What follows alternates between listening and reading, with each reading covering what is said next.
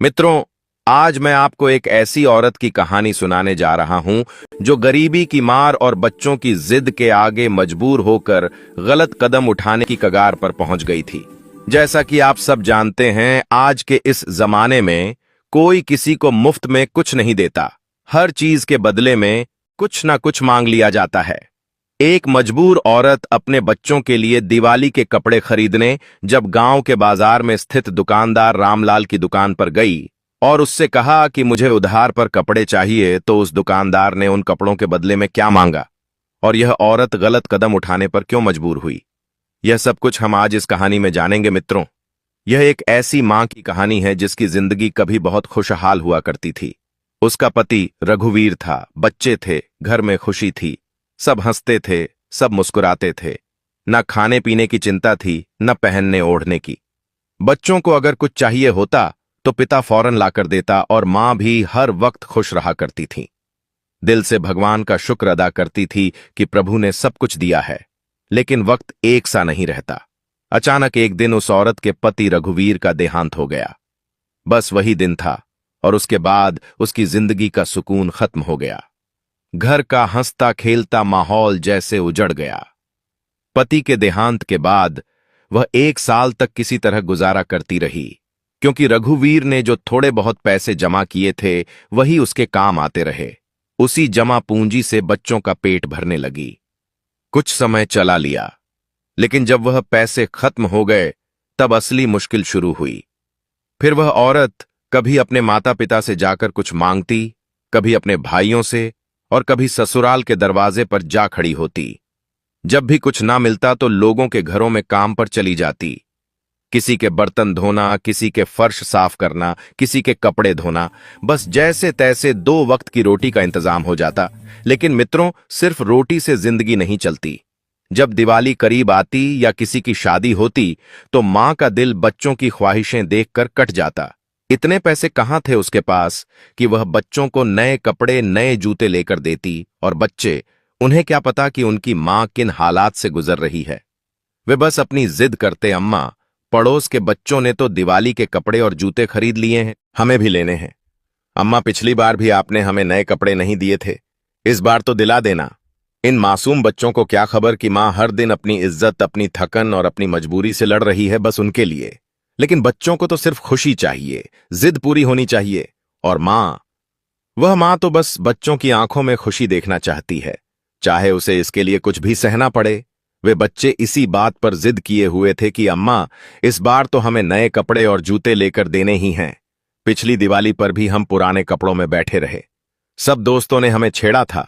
इस बार तो आप हमें दिवाली वाले दिन तैयार करके कहीं ले जाएं। वे तो बच्चे थे, नादान, जिद करना उनका हक था। उन्हें क्या पता कि उनकी मां किन हालात से गुजर रही है। उन्हें क्या खबर कि उनकी मां सुबह से शाम तक किस तरह लोगों के घरों में काम करके थकी हारी टूटी हुई वापस लौटती है। सिर्फ उनके लिए बच्चों को बस अपनी खुशी नजर आती है, दिल की ख्वाहिश नजर आती है, और आसपास के बच्चे नए रंगीन कपड़े पहनकर दिखते हैं। मां तो आखिर मां होती है ना। उसने दिल ही दिल में फैसला कर लिया कि इस बार अपने बच्चों को जरूर खुशी देगी। कहां पिछली दिवाली पर भी मैंने इनको नए कपड़े नहीं दिलाए, मैंने उन्हें वह सब कुछ नहीं दिया जो उनका दिल चाहता था। बस हालात की मार सहती रही। लेकिन इस बार मैं चाहे जैसे भी हो अपने बच्चों को खुश करके रहूंगी। फिर वह औरत अपनी रिश्तेदारों के पास गई, माता पिता के सामने हाथ फैलाया, भाई से मदद मांगी। उसने कहा कि मेरे बच्चों की जिद बहुत बढ़ गई है, उनके लिए कपड़े और जूते लेने हैं, लेकिन किसी ने कुछ ना दिया। माता पिता ने कहा, बेटी, हम खुद मुश्किल में हैं, अपने लिए भी कुछ नहीं लिया। भाइयों ने साफ इनकार कर दिया, इस बार तो हमने भी कपड़े नहीं लिए, तुम्हें क्या दें। सास ससुर के पास गई तो वहां से और कुछ सुनने को मिला। उन्होंने कहा, तुम अब अकेली हो, तुम्हें दूसरी शादी कर लेनी चाहिए। कोई अच्छा पुरुष मिल जाएगा तो तुम्हें और बच्चों को सहारा देगा, खुश रखेगा। यह बात सुनकर महिला का दिल हिलकर रह गया। शायद वह शादी कर भी लेती अगर सिर्फ अपनी खुशी की सोच होती। लेकिन उसने सोचा, जिस पुरुष ने मेरे बच्चों को जन्म नहीं दिया वह उनसे दिल से मोहब्बत कैसे करेगा। वह मुझे तो शायद खुश रखे, लेकिन मेरे बच्चों को वह खुशी नहीं दे सकेगा जो उनके पिता ने दी थी। उसने दिल में तय कर लिया कि वह शादी नहीं करेगी। वह खुद हर तकलीफ सह लेगी, लेकिन अपने बच्चों को किसी सौतेले पिता के रहमो करम पर नहीं छोड़ेगी। महिला दरवाजे से बाहर आई तो सूरज जैसे सिर पर आग बरसा रहा था, लेकिन उसके दिल में इस वक्त सिर्फ एक ही आग जल रही थी। अब कहां जाऊं, किससे मांगू, कौन मेरी मदद करेगा? सड़क पर आते जाते लोगों को देखकर उसे यूं लगा जैसे हर चेहरा अजनबी है और हर दरवाजा बंद। दिल बार बार बस एक ही सवाल कर रहा था, क्या बच्चों की खुशी के लिए मैं अब अपनी इज्जत का सौदा भी कर लूं? मगर अगले ही लम्हे उसने खुद को झटका दिया, नहीं, मैं ऐसा नहीं कर सकती। लेकिन अगर कोई और रास्ता ना बचा, यही सोचते सोचते उसका सिर झुकता जा रहा था। ऐसा लग रहा था जैसे मजबूरी अब उसे दीवार से लगा चुकी है। उसे समझ नहीं आ रहा था कि अब करें तो क्या करें। जेब खाली थी, बच्चे जिद पर थे और हर दरवाजा बंद हो चुका था। अब वह औरत एक नए रास्ते के बारे में सोचने लगी और यहीं से कहानी का अगला मोड़ शुरू हुआ। वह दिल में सोचती रही, बच्चों की खुशी के लिए अगर मुझे शादी भी करनी पड़े तो शायद कर लूं, लेकिन दिवाली में सिर्फ 2 दिन बाकी थे। अब ऐसे वक्त में कौन शादी करता है? जो भी शादी करता वह दिवाली के बाद विवाह तय करता, और बच्चे तो दिवाली पर ही खुशी मांग रहे थे, तो यह रास्ता भी बंद हो गया। अब वह खाली हाथ, टूटे दिल और नम आंखों के साथ वापस घर आ गई। घर आकर वह चुपचाप बैठ गई, सिर दोनों घुटनों में देकर बस यही सोचती रही, तो क्या करूं, कहां जाऊं, किससे मांगूं? अचानक उसे अपनी पड़ोसन गौरी की बात याद आई। कुछ दिन पहले गौरी ने बताया था कि एक आदमी है जो कपड़े उधार पर देता है, पहले कपड़े दे देता है, पैसे बाद में लेता है, बस शर्त होती है। महिला की आंखों में अब एक नई चमक थी, जैसे दिल ने आखिरी हिम्मत जमा कर ली हो। उसे लगा शायद किस्मत ने दरवाजा खटखटाया है। बच्चों के चेहरे आंखों में घूम गए और दिल से बस एक दुआ निकली, हे भगवान, अगर यही रास्ता है तो इसे आसान बना दे, और अगर इसमें फितना है तो बचा ले। इसी उम्मीद पर उसने गौरी का दरवाजा खटखटाया। फौरन गौरी के पास गई और पूछा, बताओ, वह दुकान वाला कहां मिलता है जो उधार पर कपड़े देता है? मुझे बच्चों के लिए लेने हैं। गौरी ने दुकान का नाम और पता बता दिया, मगर साथ में एक चेतावनी भी दी। देख बहन, वह दुकान वाला थोड़ा अजीब है, उसकी कुछ शर्तें होती हैं जो हर कोई पूरी नहीं कर पाता। महिला ने हैरानी से पूछा, ऐसी कौन सी शर्तें हैं जो मैं पूरी नहीं कर सकती? मैं कपड़े तो बच्चों के लिए ले रही हूं, कोई नाजायज काम नहीं कर रही हूं। गौरी ने कहा, मैं कुछ नहीं कह सकती, तुम खुद जाकर देख लो। अगर शर्तें मुनासिब लगे तो ले लेना, वरना खाली हाथ वापस आ जाना। महिला ने दिल ही दिल में कहा, मैं कोई गलत कदम नहीं उठाऊंगी, अगर बात ठीक हुई तो ठीक, वरना खाली हाथ वापस आ जाऊंगी। अगले दिन वह औरत रामलाल की दुकान पर पहुंची, जैसे आम दुकानदार कपड़े दिखाते हैं। रामलाल भी कपड़े निकालकर दिखाने लगा, मगर महिला ने उसे रोक दिया और कहा, भाई, कपड़े दिखाने से पहले मेरी बात सुन, मेरे पास अभी पैसे नहीं हैं, मैंने सुना है आप उधार पर कपड़े देते हो। रामलाल ने मुस्कुराते हुए कहा, हां भाभी जी, देते हैं, मगर उधार पर रेट थोड़ा ज्यादा होता है, और एक बात और, हम शर्तों के बिना किसी को कपड़ा नहीं देते, क्योंकि बहुत लोग कपड़े लेकर भाग जाते, पैसे वापस नहीं करते। महिला ने कहा, तो फिर बताइए, क्या शर्तें हैं? अगर कोई लिखवाना है तो करवा लूंगी, मुझे अपने बच्चों के लिए कपड़े चाहिए। रामलाल का लहजा थोड़ा बदल गया, वह थोड़ा आगे झुका और महिला से पूछने लगा, भाभी, आप पढ़ना लिखना जानती हैं? महिला ने उत्तर दिया, हां, मैं थोड़ा बहुत पढ़ लिख सकती हूं। रामलाल ने मेज के नीचे से एक किताब निकाली और कहा, इसमें हमारी सारी शर्तें लिखी हुई हैं, आप आराम से पढ़ लेना। अगर आपको शर्तें मंजूर हों तो हम कपड़े दे देंगे, अगर शर्तें पसंद ना आईं तो बिना कोई बहस किए चुपचाप यहां से चली जाना। महिला ने कहा, ठीक है, मैं पढ़ लेती हूं। उसने किताब खोली और आहिस्ता आहिस्ता पढ़ने लगी। पहली शर्त पढ़कर उसके हाथ कांपने लगे। लिखा था, जो भी औरत उधार पर कपड़े लेने आएगी उसे सबसे पहले हमारे सामने अपनी साड़ी और सारे कपड़े उतारने होंगे। वह पूरी तरह हमारे सामने खड़ी होगी और हम उसकी एक वीडियो बनाएंगे जिसमें चेहरा और शरीर साफ नजर आए गए हैं। वीडियो हमारे पास तब तक महफूज रहेगी जब तक आप हमारी तमाम रकम अदा ना कर दें। और अगर आपने किस्त वक्त पर अदा ना की या दरमियान में पैसे देने से इनकार कर दिया तो हम इस वीडियो को किसी गंदी वेबसाइट पर अपलोड कर देंगे, जहां से जो भी पैसे आएंगे वह हम आपके कर्ज में जोड़कर अपना हिसाब पूरा कर लेंगे। हमारी दुकान पर यह पहला उसूल है, जिसका साफ मतलब है कि जो भी औरत यहां उधार पर कपड़े लेने आएगी उसे पहले अपनी इज्जत गिरवी रखनी होगी। यह शर्त पढ़कर महिला का दिल दहल गया, हाथ कांपने लगे और किताब उसके हाथ में लटक गई। दूसरी शर्त, अगर आप पहली शर्त मंजूर नहीं करती तो हमारे पास दूसरा तरीका है। आपको हमारे साथ शारीरिक संबंध कायम करना होगा। जब भी हम बुलाएं आपको फौरन आना होगा और यह मुलाकात एक बार की नहीं होगी। यह सिलसिला तब तक जारी रहेगा जब तक आपकी सारी किस्त पूरी तरह अदा नहीं हो जाती। और हां, अगर दरमियान में आपने आना बंद कर दिया तो हम आपकी पहली वाली वीडियो निकालकर इस्तेमाल कर सकते हैं या आपके खिलाफ पुलिस में झूठा केस भी दर्ज करा सकते हैं। तो बेहतर यही है कि जब तक कर्जा पूरा ना हो आप हर बार बुलाने पर हाजिर हो। यह शर्त पढ़कर महिला का रंग उड़ गया, उसे अपनी सांसें लगभग थमती सी महसूस हुई। तीसरी शर्त, अगर आप यह दोनों शर्तें नहीं मानती तो फिर हमें एक स्टैंप देना होगा। इस स्टैंप में साफ तौर पर लिखा जाएगा कि आप जिस मकान में रहती हैं, अगर वह मकान आपके नाम है तो हमें पूरा हक हासिल होगा कि अगर आप वक्त पर अदा ना कर सकें तो हम वह मकान अपने नाम करवाकर बेचकर अपनी रकम वसूल कर लें। यह स्टैंप कानूनी होगा और अगर आप बाद में इनकार भी करें तो हम आपके दस्तखत दिखाकर मकान बेच सकते हैं। यह तीनों शर्तें दुकान की पक्की पॉलिसी थीं और जो भी औरत उधार पर कपड़े लेने आती थी उसे इन्हीं शर्तों से गुजरना पड़ता था। महिला ने थकी हुई आंखों से सारी शर्तें पढ़ लीं।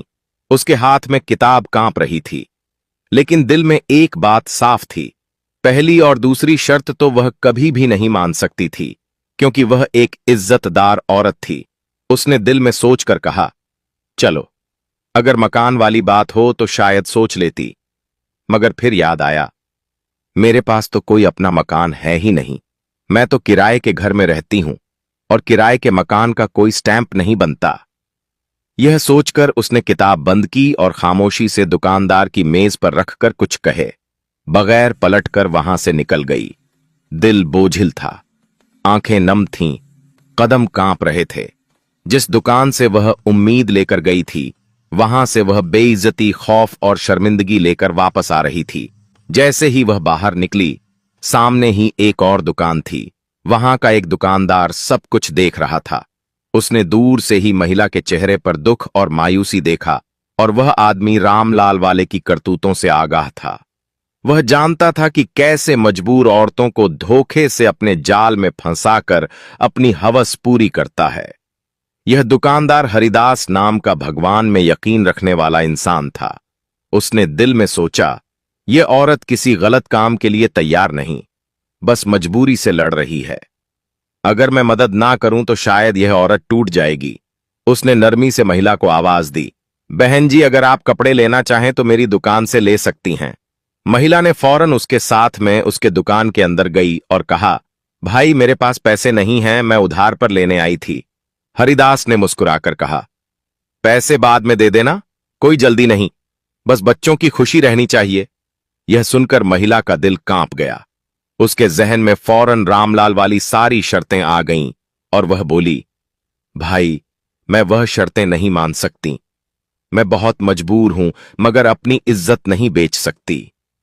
हरिदास ने नरमी से कहा, बहन, मेरी कोई शर्त नहीं है, ना वीडियो, ना शारीरिक संबंध, ना कोई स्टैंप। बस जब भगवान तुम्हें पैसे दे तब मुझे दे देना, ना जल्दी, ना जोर जबरदस्ती। लेकिन महिला फिर भी डर गई। उसके दिल में खौफ बैठ चुका था कि शायद यह भी कोई चाल हो, कोई नया जाल हो। उसने कांपती आवाज में कहा, नहीं भाई, मुझे कुछ नहीं लेना, शुक्रिया। हरिदास ने उसकी हालत देख ली थी और कहा, बहन, मैं व्रत की हालत में हूं, मैं झूठ नहीं बोल सकता, मैं तुम्हें धोखा नहीं दूंगा, ना कोई गंदी नियत, बस भगवान के लिए मदद करना चाहता हूं। मगर महिला न रुकी, बस तेज कदमों से वापस घर चली गई। हरिदास दूर से उसे जाते देखता रहा। वह समझ गया कि यह औरत शरीफ है और अब किसी पर भी एतबार करने की हालत में नहीं है। वह कुछ देर दुकान के बाहर खड़ा रहा और फिर उसकी खामोशी ने उसे तड़पाया। वह आहिस्ता आहिस्ता उसके पीछे चल दिया। ना आवाज दी, ना खुद को जाहिर किया, बस देखना चाहता था यह औरत कहां रहती है, ताकि बिना किसी को बताए मदद कर सके। रास्ते में उसने खुद से दुआ मांगी, हे भगवान, अगर मेरी नीयत खालिस है तो मुझे इस औरत का बोझ बांटने की ताकत दे। ऐसी मदद जो इज्जत के साथ हो, ऐसी मदद जो जुबान से नहीं दिल से दी जाए। जब उसने उस औरत का घर देख लिया तो वापस आ गया और शाम को हरिदास एक लिफाफा लेकर आया। किसी से कुछ कहे बगैर उसने कपड़ों के पैसे लिफाफे में रखे और उस लिफाफा को उस औरत के घर के दरवाजे के नीचे से अंदर फेंक कर चुपचाप वापस लौट आया। न नाम लिखा, न कोई निशानी छोड़ी, बस भगवान की रहम के लिए एक नेकी कर गया। वह औरत रात को खामोशी से पूजा के लिए बैठ गई। दिल की हालत अजीब थी, आंखें नम, जुबान पर कुछ नहीं, बस दिल से एक आह उठ रही थी। फिर वह भगवान के सामने झुककर रोते हुए दुआ करने लगी, हे मेरे भगवान, हे मेरे प्रभु, तू ही जानता है मैं किस हाल में हूं। मैं कब किसी के सामने रोई, कब किसी से सवाल किया, बस तेरे ही दर पर आई हूं। तू सब देख रहा है ना, मेरे बच्चों की जिद भी, मेरी खामोशी भी और मेरे खाली हाथ भी। हे भगवान, मैं जानती हूं कि तू हर चीज पर काबिल है। तू चाहे तो अंधेरी रात में भी रोशनी दे दे, तू चाहे तो बंद दरवाजों को खोल दे, तू चाहे तो सबको भी राहत दे सकती है। वह औरत रोती गई, दुआएं मांगती गई और इबादत करते करते सो गई। सुबह जब वह उठी तो आंगन में आई। जैसे ही नजर पड़ी उसके कदम रुक गए, आंखें हैरत से फैल गईं, दिल तेजी से धड़कने लगा। सामने जमीन पर एक लिफाफा पड़ा था, उसमें नोटों की गड्डी थी। कुछ लम्हे वह बस उसे घूरती रही, जैसे यकीन ना आ रहा हो। फिर उसने आहिस्ता आहिस्ता लिफाफा खोला। हाथ कांप रहे थे और दिल बेचैनी से धड़क रहा था। पैसों की गड्डी देखकर वह एकदम स्तब्ध सी हो गई। फिर उसके होठों से एक जुमला निकला, हे भगवान, तूने मेरी सुन ली, तू वाकई देख रहा था। इतने पैसे थे कि अगर वह औरत कुछ ना करे, सिर्फ बैठकर ही 5 साल तक घर आराम से चल सकता था। उसकी आंखों से आंसू बहने लगे, मगर ये आंसू दुख के नहीं, शुक्र के थे। वह फौरन पूजा पर बैठ गई और सिर झुकाते हुए बस कहा, हे मेरे भगवान, तूने मेरी सुन ली, तूने गुप्त रूप से मेरी मदद की, तू ही बड़ा है। फिर उसने फौरन बच्चों के लिए कपड़े और जूते खरीदे और दिवाली वाले दिन अपने बच्चों को साथ लेकर घुमाने भी गई। बच्चे खुश, मां सुकून में, और सबसे ज्यादा खुशी इस बात की थी कि उसने किसी के सामने झुककर कुछ नहीं मांगा, बस भगवान से मांगा और भगवान ने उसकी सुन ली। फिर उसने भगवान से हाथ जोड़कर कहा, हे भगवान, तू हर दिल के हाल को जानता है, तू ही है जो अंधेरों में रोशनी करता है, तू ही है जो गम के बाद सुकून देता है। मित्रों, यह कहानी सिर्फ एक महिला की नहीं है, बल्कि उन तमाम मां बाप की है जो अपनी भूख दबाकर भी अपने बच्चों की खुशी पूरी करना चाहते हैं। याद रखना, मजबूरी हर किसी के दरवाजे पर दस्तक देती है, लेकिन अगर हम मदद का हाथ बढ़ा दें तो कोई भी मां अपनी इज्जत गिरवी रखने पर मजबूर नहीं होगी। तो मित्रों, यह कहानी आपको कैसी लगी है, एक प्यारा सा कमेंट करके अवश्य बताना। और चैनल पर नए हैं तो चैनल को सब्सक्राइब करके बेल आइकन ऑल पर प्रेस कर लेना, जिससे आप सभी लोग इसी तरह प्राचीन कथाओं और कहानियों से जुड़े रहे। मित्रों, वीडियो को पूरा देखने के लिए आप सभी लोगों का धन्यवाद।